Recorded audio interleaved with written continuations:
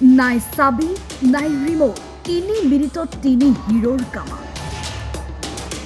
start কৰি দেখুৱালে Scorpio বাহন হতবাক সকলো নামি দামী ইঞ্জিনিয়াৰকো পিছ পেলাব পৰা আলী হুছেইন খলিল খান নুৰ মোহাম্মদ খানৰ কাৰুকাৰ্য চাবলৈ লোকৰ ভিৰ হাতত এটা বিশেষ যন্ত্ৰ চাবি ৰিমোট একোৱেই নালাগে এই বিশেষ যন্ত্ৰটো হ'লে তিনিওৱে লৈ যাব সেকেন্ডতে ষ্টাৰ্ট কৰি আপোনাৰ বাহনখন আলী হুছেইন খলিল খান নুৰ মোহাম্মদ খানৰ কামালৰ প্ৰমাণ আপোনাৰ চকুৰ সন্মুখত আপুনি সগৈ ভাবিছে কোন এই তিনিও হিৰো তেনেহলে জানি লওক এওঁলোকৰ পৰিচয় তিনিও চুৰ দুৰ্ধৰ্ষ চুৰ 3 মিনিটত কামাল দেখুৱা এই তিনি চুৰৰ হাতত এতিয়া হ্যান্ডকাফ আন্তঃৰাষ্ট্ৰীয় গাড়ী চুৰি চক্ৰৰে জড়িত এই তিনিও চুৰে 3 মিনিটতে স্কৰপিঅলৈ পলায়ন কৰিছিল বিগত সপ্তাহত 24 ঘণ্টা নহওঁতে আৰক্ষীৰ জালত পৰিছিল তিনিও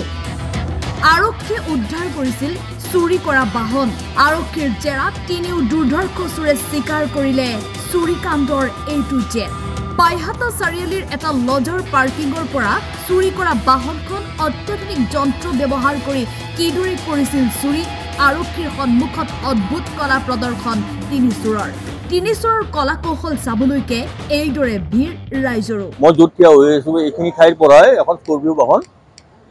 তিনিজন দুৰ্ধৰ্ষ চুৰে চুৰ কৰি লৈ যায় আৰু এই তিনিজন জানিব পৰা মতে তেওঁলোকে ইণ্টাৰনেশ্যনেল চুৰ গাড়ী চুৰ হয় আৰু ইণ্টাৰনেশ্যনেল গাড়ী চুৰৰ চক্ৰৰ সৈতে জড়িত আৰু তেওঁলোকে শুক্ৰবাৰে এই ঘটনাটো সংঘটিত কৰাৰ পিছত আমাৰ বাইহাটা আৰক্ষী থানাৰ ভাৰপ্ৰাপ্ত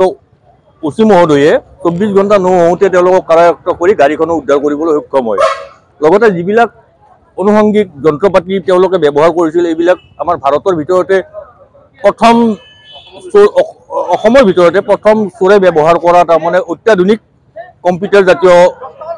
সামগ্ৰী আৰু এইবিলাক গোটেই কাৰায়ত্ব কৰাৰ কাৰণে এই চোৰ চক্ৰটো উৎখাত হ'ব বুলি আমি আশা কৰিব পাৰোঁ চোৰে কেনেকৈ চুৰ কৰিছিল এইটো ক্ৰাইম চিনটো ক্ৰিয়েট কৰি